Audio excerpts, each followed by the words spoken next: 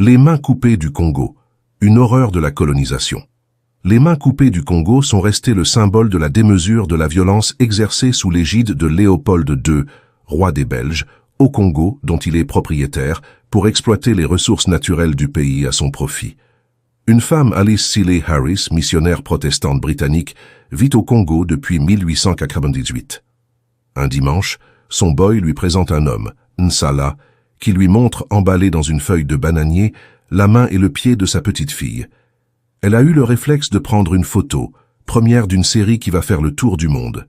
Sur cette photo, on voit Nsala, devant la main et le pied coupés de sa fille de 5 ans, punition pour ne pas avoir récolté assez de caoutchouc. En 1885, Léopold II, roi des Belges, obsédé par l'idée de posséder une colonie, se voit attribuer le Congo comme propriété personnelle et se prévaut d'une pseudo-mission civilisatrice et humanitaire. L'administration de l'État indépendant du Congo organise alors un système répressif, brutal et sauvage pour faire travailler les populations autochtones. Massacres de masse, tortures et châtiments corporels, asservissements, villages rasés, rien ne fut épargné aux indigènes qui cherchaient à se soustraire au travail forcé, ne récoltaient pas assez de caoutchouc ou ne rapportaient pas suffisamment de pointes d'ivoire.